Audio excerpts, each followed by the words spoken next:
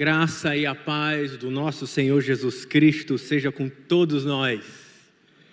Que bênção estarmos aqui celebrando a morte e a ressurreição do nosso Senhor Jesus Cristo. E nesse dia eu quero começar dizendo Feliz Páscoa a todos, mas também ajustando no seu coração o que isso significa. Feliz Páscoa não significa que nós celebramos a Páscoa uma vez por ano, no dia da celebração da Páscoa judaica. Quando o Senhor Jesus,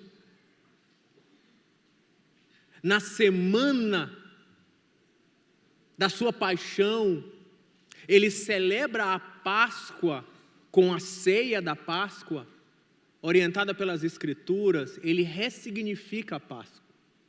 Ele mostra que a Páscoa do Egito era só sinal, era só símbolo, era só uma seta apontando para a verdade que ela representa. Onde o pão da Páscoa judaica agora é o corpo de Cristo. Onde o cálice da aliança celebrada na Páscoa judaica, agora é o sangue de Cristo.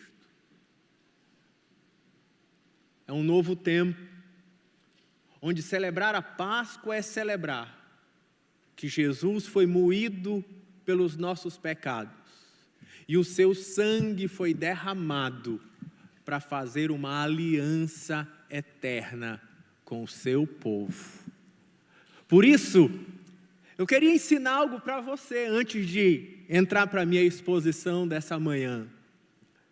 Sabe quando é que nós celebramos a Páscoa? De forma especial, celebramos sim, no período da Páscoa judaica, mas não há um mandamento para isso. Existe sim uma ordenança para celebrarmos a Páscoa. Sabe quando? Todas as vezes que comemos o pão e tomamos do cálice, celebramos a Páscoa do Senhor. Amém, irmãos? Você sabia disso? Toda vez, uma vez por mês, aqui na nossa tradição, quando nós tomamos da ceia, da mesa do Senhor, estamos celebrando a Páscoa, o corpo moído de Cristo e o seu sangue derramado, como uma nova aliança para todas as nações. Louvado seja o nome do Senhor. Feliz Páscoa para todos nós. Louvado seja o Senhor pelo seu amor e pelo seu sacrifício. Mas vamos para a exposição da palavra de Deus desse domingo, e eu gostaria de convidar você para abrir a palavra de Deus comigo no Evangelho de João, no capítulo 12. E nós vamos ouvir a voz de Deus entre os versos 20 ao verso 36. Eu estou lendo na Nova Versão Transformadora.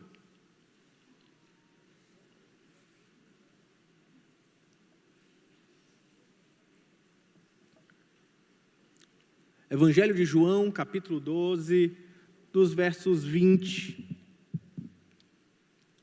e seguintes. Diz assim, palavra de Deus. Alguns gregos que tinham vindo a Jerusalém para adorar durante a festa da Páscoa, procuraram Felipe, que era de Betsaida, da Galileia, e lhe disseram, por favor, gostaríamos de ver Jesus. Felipe falou a esse respeito com André, e os dois foram juntos falar com Jesus. Jesus respondeu, chegou a hora de o Filho do Homem ser glorificado. Eu lhes digo a verdade, se o grão de trigo não for plantado na terra e não morrer, ficará só. Sua morte, porém, produzirá muitos novos grãos. Quem ama a sua vida nesse mundo a perderá. Quem odeia a sua vida nesse mundo a conservará por toda a eternidade. Se alguém quer ser meu discípulo, siga-me, pois os meus servos devem estar aonde eu estou, e o Pai honrará quem me servir. Agora minha alma está angustiada. Acaso devorar? Pai, salva-me dessa hora. Mas foi exatamente por esse motivo que eu vim. Pai, glorifica o teu nome. Então uma voz falou do céu: eu já glorifiquei meu nome e o farei novamente em breve. Quando a multidão ouviu a voz, alguns pensaram que era um trovão, enquanto outros afirmavam que um anjo havia falado com ele. Então Jesus lhe disse: a voz foi por causa de vocês e não por minha causa. Chegou a hora de julgar o mundo. Agora o governante desse mundo será expulso. E quando eu for levantado da terra, atrairei todos a mim. Ele disse isso para indicar como morreria. A multidão disse: entendemos pela Escritura que o Cristo viveria para sempre. Como pode dizer que o Filho do Homem morrerá? Afinal, quem é esse Filho do Homem? Jesus respondeu: minha luz brilhará para vocês só mais um pouco. Andem na luz enquanto podem, para que a escuridão não os pegue de surpresa. Quem anda na escuridão não consegue ver aonde vai. Creiam na luz enquanto ainda há tempo. Desse modo, vocês se tornarão filhos da luz. Depois de dizer essas coisas, Jesus foi embora e se ocultou deles. Vamos orar mais uma vez. Senhor Jesus, nós entramos na Tua presença como Teu povo, reunidos em assembleia, como igreja, para adorar o Teu nome, para celebrar o Senhor, para trazer à memória a Tua morte, entrega, sacrifício e vitória naquela cruz. Para trazer à memória quando Deus se fez homem e assumiu os nossos pecados e as nossas dores e o nosso sofrimento, para começar um novo tempo, para vencer o diabo, para vencer a morte, para vencer o pecado e ressuscitar ao terceiro dia, para a glória do Pai, para começar uma nova humanidade, para restaurar a terra, para transformar o mundo. Nós celebramos o Senhor, celebramos aquela cruz, celebramos a sua ressurreição. E nessa hora oramos, Senhor, pedindo que o Senhor fale conosco pela Tua palavra, que o Senhor ilumine a nossa mente, o nosso coração, para compreender, receber, entender e viver para a Tua glória, a Tua palavra, em nome de Jesus, amém. Eu quero intitular a reflexão dessa manhã de A Cruz de Cristo. A Páscoa, ela nos chama a olhar para a cruz. Mas João nos ensina que não basta olhar para a cruz, é preciso entender a cruz. E é exatamente isso que está acontecendo nessa porção. Porque a primeira vez, quando vai ser contada a alguém a história da cruz, ou naquele contexto histórico, naquele momento, à primeira vista, a cruz parece fracasso, parece derrota. Parece o triunfo das trevas, parece a vitória do diabo, parece o fim da esperança.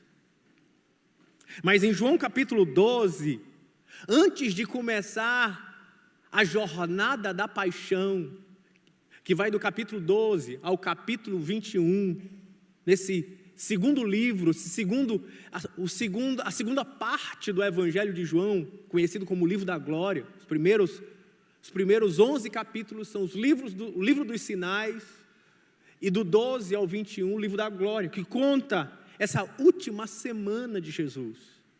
em detalhes, para que entendamos quem é Cristo, para que coloquemos a nossa fé nele e para que sejamos salvos. E o capítulo 12, ele funciona como uma dobradiça. Quando vai começar o caminho da paixão, Jesus faz um discurso explicando a sua cruz. Ele vai mostrar que a morte não é o colapso da história. Pelo contrário, ele vai mostrar que a cruz é o clímax da história. Que tudo caminha para ali. As nações caminham para ali. A missão do Filho caminha para ali.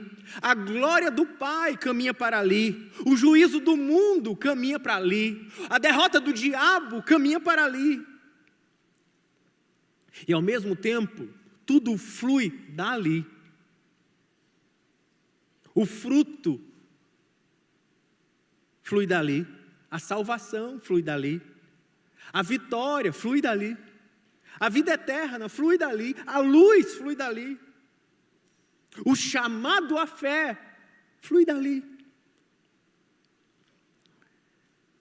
E é nesse momento que Jesus alinha o nosso entendimento da cruz. Prepara os discípulos para compreenderem esses 7 dias de dor, de sofrimento,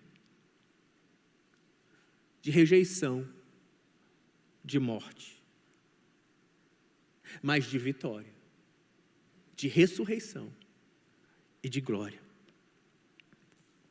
E nós vamos olhar para esse texto hoje a partir de 5 palavras que eu escolhi para apresentar a estrutura como eixo narrativo para essa história.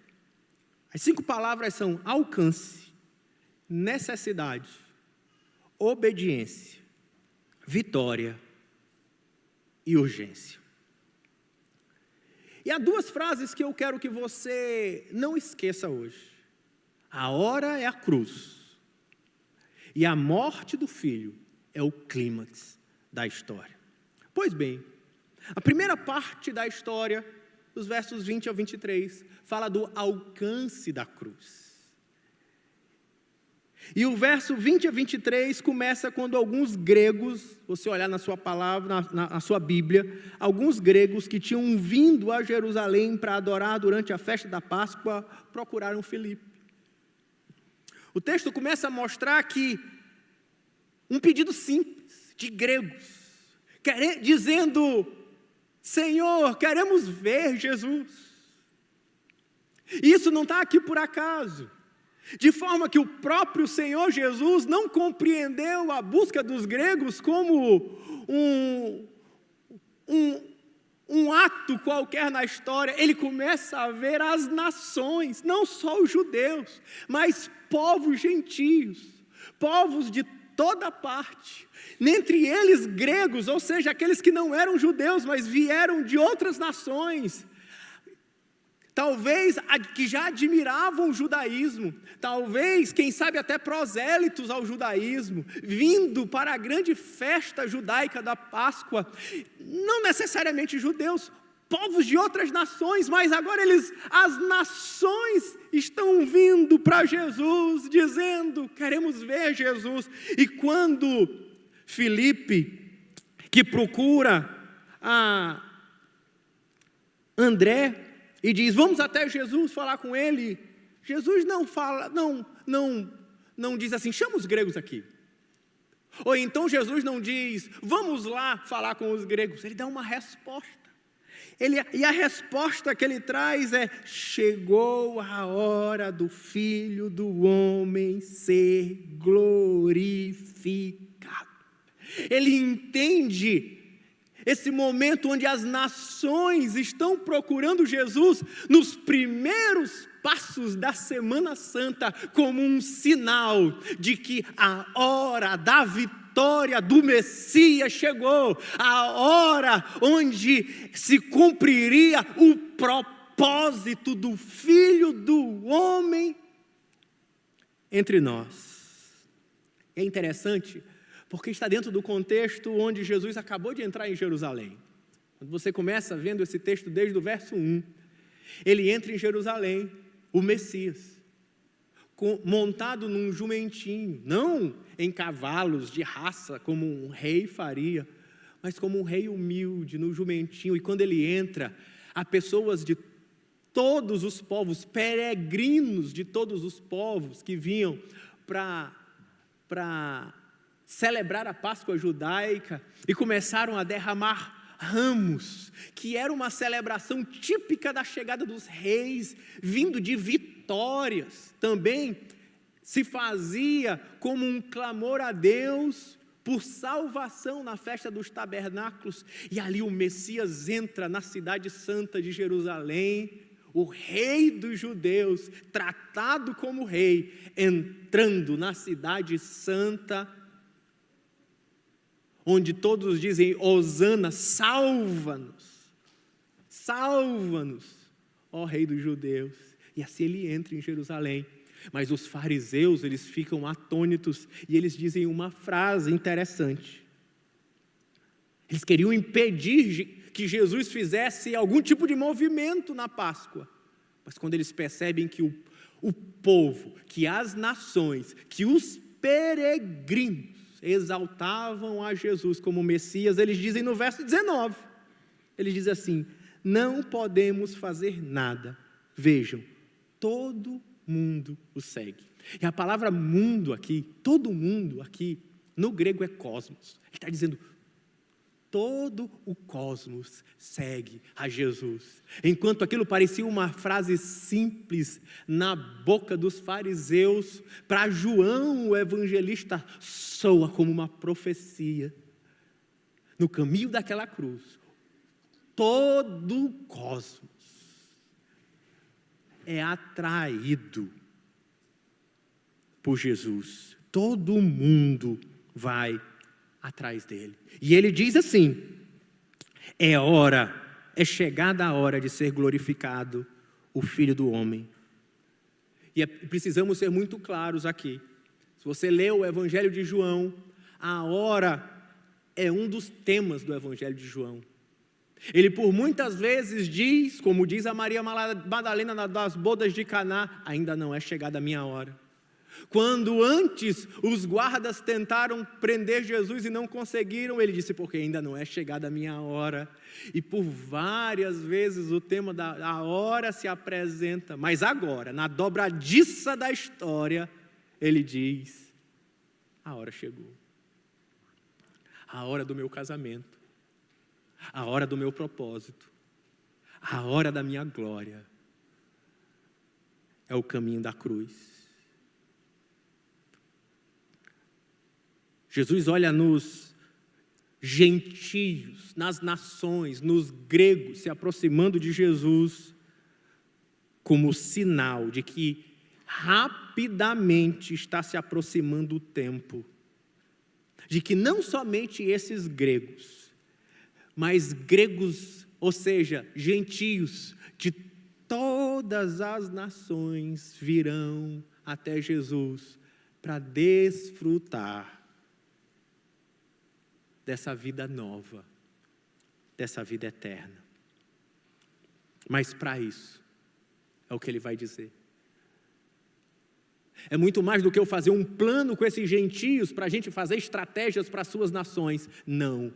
Para atrair muitas nações, eu preciso morrer. Eu preciso ser plantado como semente para dar muitos frutos em todas as nações. Jesus não está dizendo: chegou a hora do meu fracasso.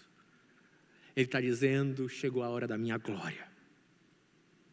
A cruz, enquanto para os gregos era sinal de vergonha, para Cristo e para o Evangelho é o símbolo da glória de Cristo entre nós. Cruz é o caminho da glória. A cruz não cancela a realeza de Cristo, pelo contrário, a cruz é onde Cristo é coroado como o Rei dos Reis, o Senhor dos Senhores. todo-poderoso entre as nações. É quando o mundo todo começa a procurá-lo, é que Jesus anuncia qual é o caminho para alcançá-lo, e será na cruz. A cruz não é o final da missão de Jesus. A cruz é a abertura de um alcance a todas as nações. É a abertura de um tempo onde Cristo vai alcançar todos os povos. E como ele vai dizer adiante, quando ele for levantado, ele vai atrair muitos para si. Significa que aquela cruz funciona como um imã, atraindo as nações, atraindo os pecadores, atraindo os povos para Deus. O Filho exaltado, brilhando a luz da glória de Deus, atraindo o mundo todo para si. Ele é o Rei dos cosmos, é o Senhor sobre todas as coisas. De forma que isso é tão real, irmãos. 2000 anos se passaram. E eu, Rafael, em São Luís do Maranhão, um gentio, que pouco entendo sobre o povo judeu, comedor de farinha d'água, com pescada amarela, fui atraído por essa cruz. Essa cruz que brilhou e alcançou as nações. E até hoje, quem diria que essas palavras de Jesus fossem tão reais, que 2000 anos depois, sem contar as milhares de pessoas cristãs que já morreram, teríamos vivo hoje cerca de 3 bilhões de pessoas atraídas por Jesus em todas as nações. Os que os fariseus falaram com irritação, na verdade, era uma profecia. O mundo todo vai após ele. Eu pergunto para você, se ele é o rei do cosmos, você já se rendeu a esse reino? Você já faz parte desse reino? Você já se deixou ser atraído por essa glória de Cristo? Porque não basta apenas saber a respeito da cruz, cantar canções sobre a cruz, mas é preciso pessoalmente se render à cruz. Quando o mundo começa a procurá-lo, Jesus anuncia o caminho de alcançá-lo. E o caminho é a cruz. Segunda verdade, ou a segunda palavra para marcar o que é a cruz de Cristo, seria necessidade. Vamos falar sobre a necessidade da cruz. Necessidade da cruz, quando do verso 24 ao 26 ele diz: eu lhes digo a verdade, se o grão de trigo não for plantado na terra, se o grão de trigo não morrer, ficará ele só. Mas se morrer, produz muitos frutos. Depois de declarar que a hora chegou, Jesus mostra que essa hora passa necessariamente pela morte. A imagem é simples, é uma imagem comum a qualquer palestino ou a qualquer maranhense. 2000 anos depois, entendemos a beleza de uma semente. Uma semente, quando ela é jogada no solo, quando ela é enterrada, ela parece ficar morta, invisível. Mas depois dela, vem a vida, que produz muitos outros frutos e muitas outras sementes, que se tornarão em muitas outras árvores. A resposta de Jesus é clara: se ele não morrer, ele fica só. Mas se ele morrer, muitos outros filhos de Deus serão adotados. Por que Jesus precisava morrer? A resposta de Jesus é clara para nós. Sem morte, o grão fica só. Sem morte, não há fruto. Sem morte, não há filhos reunidos ao Pai. A morte de Jesus, ele não foi um acidente lamentável. Não foi um desvio do plano eterno de Deus. A morte de Jesus era a condição necessária. A palavra de Deus diz que a morte de Jesus na cruz foi planejada antes da fundação do mundo. Sem a morte, não há colheita. Sem a morte, não há povo redimido. Sem a morte, não há vida eterna para muitos. E João nos deixa entender isso ao longo do seu evangelho de maneira clara, quando ele diz em João capítulo 3, no verso 16, verso tão conhecido, diz que Deus amou o mundo, os gregos, os brasileiros, os chineses, todos nós. Ele amou o mundo de tal maneira que ele deu o seu Filho unigênito.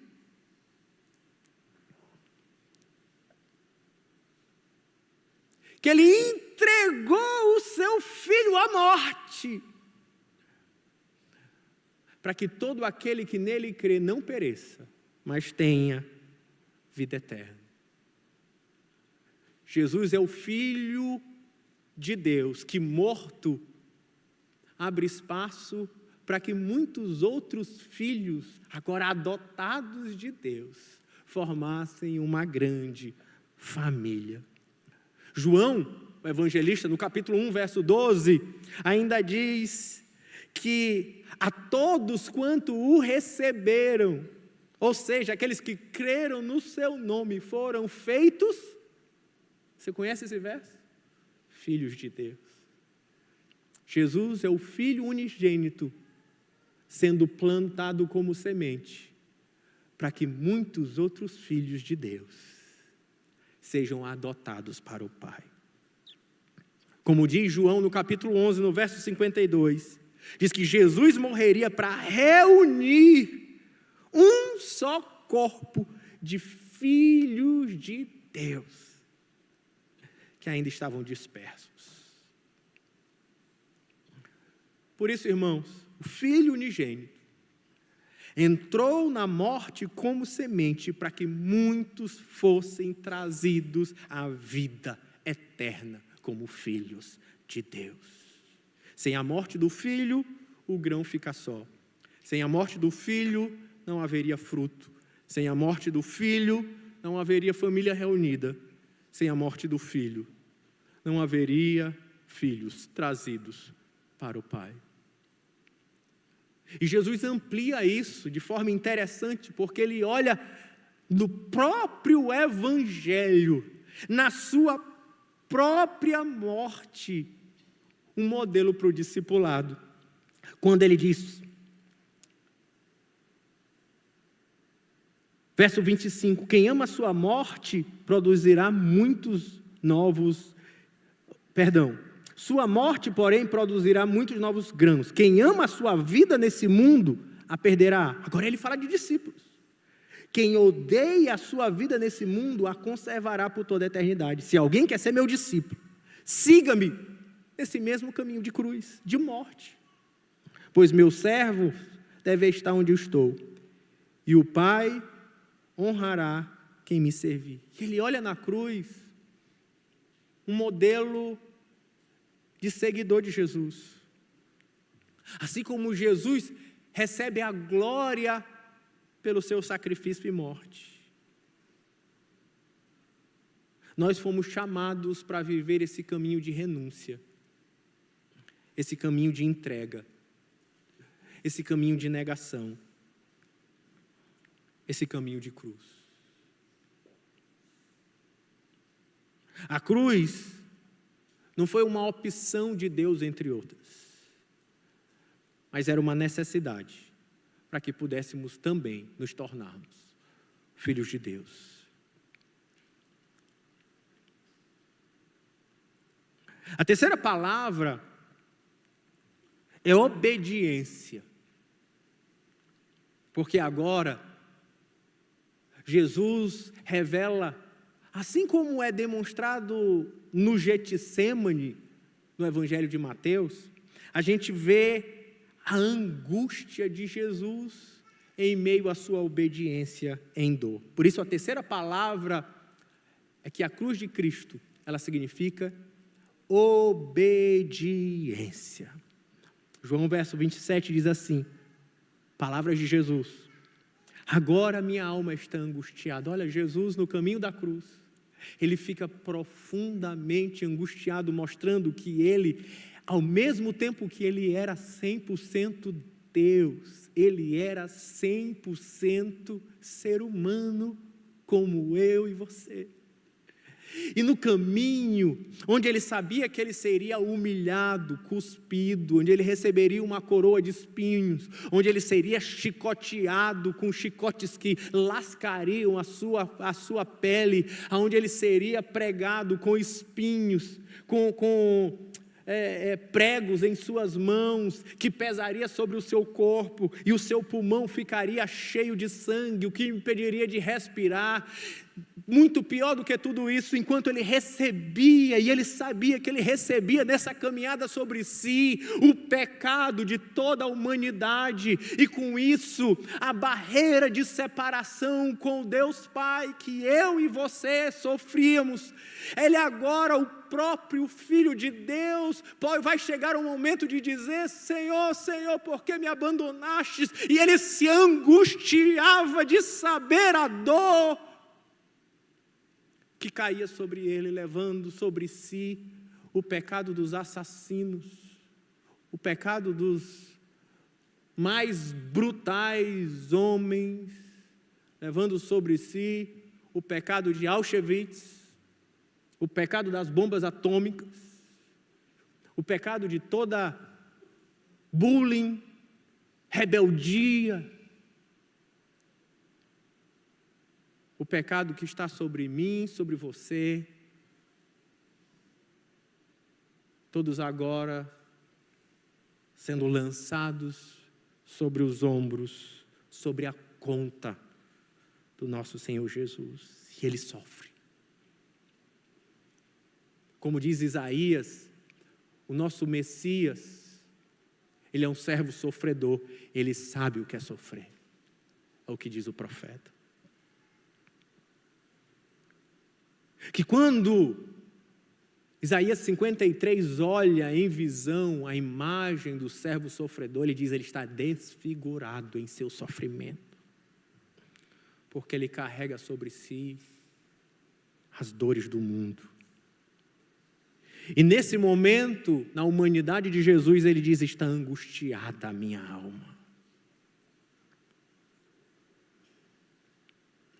A cruz não nos apresenta um Salvador frio, não nos apresenta um Cristo distante, não nos apresenta um Deus que deu corda no universo e deixou que o mundo, ao seu próprio léu, como se isso não lhe importasse. Nós olhamos um Deus que sofre a angústia do mundo em sua pele, um Deus que chora as nossas dores, que quando o seu amigo Lázaro morre, diz no verso, e Jesus chorou. Um Deus que sabe o que é compaixão, porque ele sofreu dores como nós. Um Deus que experimentou sofrimento real. O peso da hora é real. E é aqui que está a beleza da cruz. Quando ele diz: o que direi eu? Pai, salva-me dessa hora. Ele angustiado diz: Senhor, e agora o que faço? E é nessa mesma maneira que ele nos ensina a orar, quando ele ora a oração do Pai Nosso. E ele diz: Senhor, faça a tua vontade, assim na terra como no céu. Ele faz essa oração e diz: o que eu posso orar? Senhor, salva-me. E ele diz: não, porque contudo, diz o verso, precisamente com esse propósito que eu vim para essa hora. Eu estou disposto a sofrer para te obedecer, para te dar glória, ó Deus Pai. Era a frase de Jesus. Obediência à morte produz a glória para Cristo. Por isso ele diz: Pai, glorifica o teu nome. A angústia é real, mas a fuga é recusada. A dor é profunda, mas a missão não é abandonada, porque tudo o que ele queria era a glória do Pai. A morte de Jesus, ela não é apenas necessária, ela é obediente. Ela é filial. Um filho obedecendo o pai. Ela é consciente, ele sabia para onde estava indo. Ela é voluntária, como o próprio Senhor Jesus diz: ninguém toma minha vida, eu mesmo a dou. Ela é santa, porque ele é o Cordeiro de Deus que tira o pecado do mundo, sem mácula, sem defeito, aquele que nunca experimentou pecado. Ela é oferecida a vida de quem tem direito à vida eterna. Ela é oferecida como sacrifício a Deus para a glória do Pai, que sobe como aroma suave às narinas do Senhor. Jesus, ele não está simplesmente sendo empurrado para a cruz, ele está se entregando para o Pai. Ele está se entregando por amor a você. Ele está sofrendo porque ele chora pelos teus sofrimentos. Ele está angustiado porque ele olhava para você. E por isso ele vem, como diz João Batista, no próprio Evangelho de João: eis o Cordeiro de Deus que tira o pecado do mundo. Ele vai como ovelha muda ao matadouro. Ele vai se entregar como o Cordeiro perfeito da Páscoa, que deveria ser oferecido para que pudéssemos receber vida e vida eterna. E ele, como esse que nenhum dos seus ossos foi quebrado. É o que vai dizer o evangelista João, nos trazendo o tom das profecias do Antigo Testamento, de que ele era esse Cordeiro, que sabia para o que ele vinha. Ele veio para se entregar. Porque o da Páscoa era a libertação das mãos do faraó, a libertação do Egito, era a libertação da escravidão, era a libertação da morte. Mas Jesus é o Cordeiro da Páscoa definitiva, o Cordeiro que nos liberta da morte, do diabo, do pecado, das trevas e nos traz para o reino da sua luz.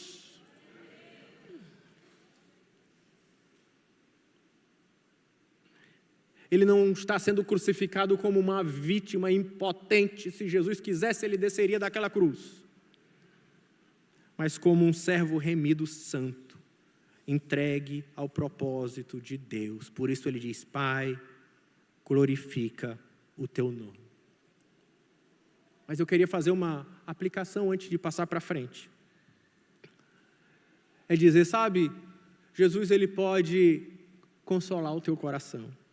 Teu coração que sofre as angústias dessa terra caótica, das enfermidades, das disputas, dos pecados, das maldades.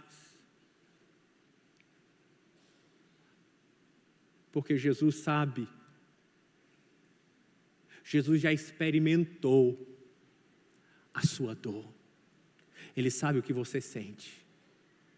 Ele sabe o que você passa. Ele conhece o teu coração.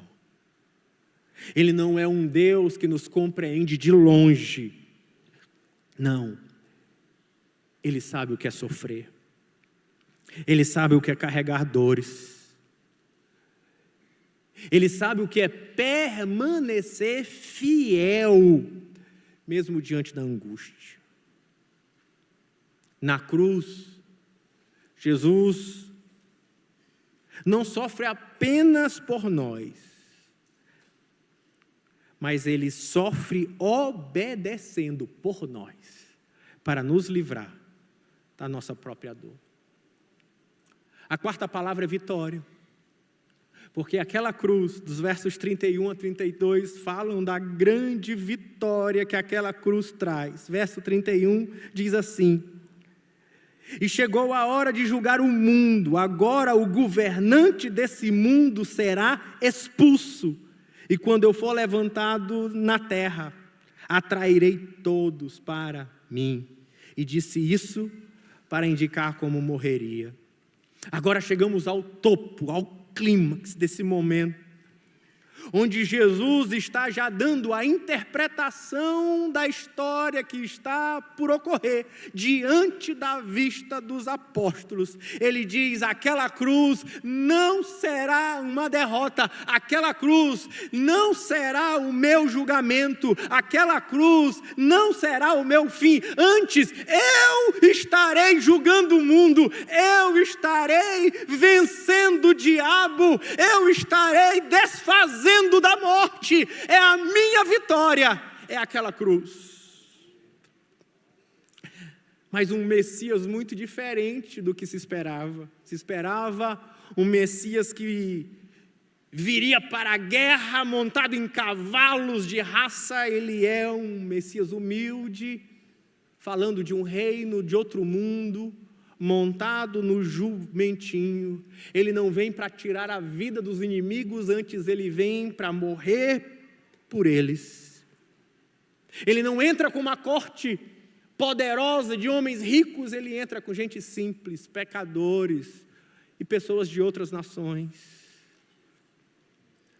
Ele não é um rei que será exaltado em glória num palácio com uma coroa de ouro. Ele antes é um rei que será exaltado em uma cruz, seminu, com uma coroa de espinhos. Ele diz: chegou o momento de eu julgar, de ser julgado este mundo, do seu príncipe ser expulso. Na aparência, Jesus é julgado, mas é o mundo que está sendo julgado. Enquanto eles matam Jesus, eles se incriminam, eles se condenam, mostrando com clareza a sua rebeldia ao próprio Deus. Na aparência, as trevas estão vencendo. Talvez o próprio diabo achava que a cruz era a sua vitória. Tão enganado estava. Na verdade, o príncipe desse mundo, Satanás, estava sendo expulso e destronado da terra e das nossas vidas. Na aparência, cruz é humilhação, mas Cristo vai dizer que, na verdade, o Filho do Homem, quando levantado, será exaltado. Aquela cruz parece derrota, mas Jesus diz, na verdade, ela é nossa grande vitória. O mundo é julgado, o diabo é expulso, o Filho é exaltado para reinar sobre toda a terra. Aqui está o grande paradoxo da Páscoa em João. Aquilo que parece vitória das trevas, na verdade é vitória do Filho. O que parece triunfo do mal é derrota do inimigo. O que parece humilhação pública é entronização. A cruz não é apenas o lugar onde Jesus sofreu. É o lugar que Jesus venceu. E com Ele, nós vencemos. Porque Ele venceu, ressuscitando ao terceiro dia.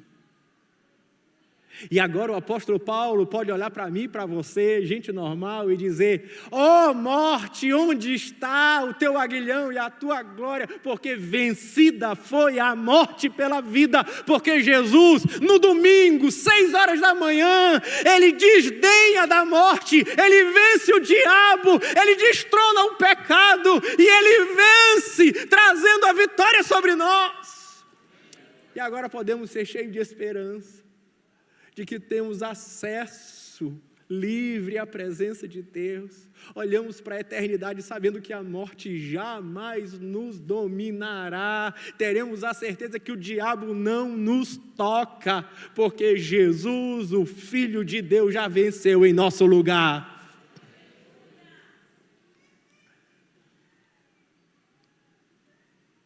A cruz é urgência. E eu vou passar por esse último ponto com urgência também, né? Que ele diz: enquanto tendes a luz, crede na luz, para que vos torneis filhos de Deus. Ele diz: olha, e existe um tempo que está aberto para que vocês se rendam a essa luz, a essa glória que brilha.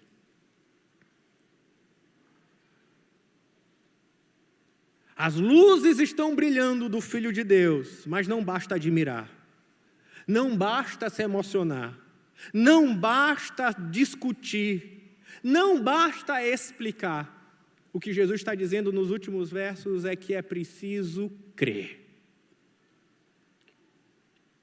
É preciso tomar uma decisão. É preciso decidir crer na luz. Verso 36, ele diz assim: creio na luz enquanto há tempo. E o tempo é hoje. Creio na luz enquanto há tempo. E crer é mais do que entender, é se render. A cruz não é somente o centro da história, mas é um chamado urgente da luz ao coração do homem. E eu queria concluir dizendo que a Páscoa, ela não é só memória. A Páscoa é apelo. A cruz não é apenas um fato.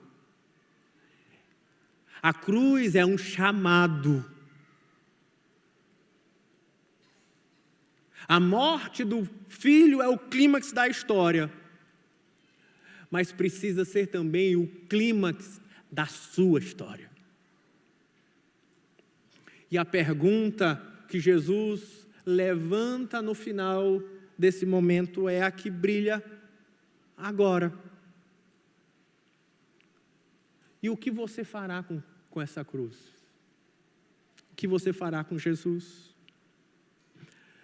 Não basta admirar. É preciso, sim, entregar. É preciso se render. É preciso seguir. É preciso crer. Baixe a sua cabeça comigo, vamos orar.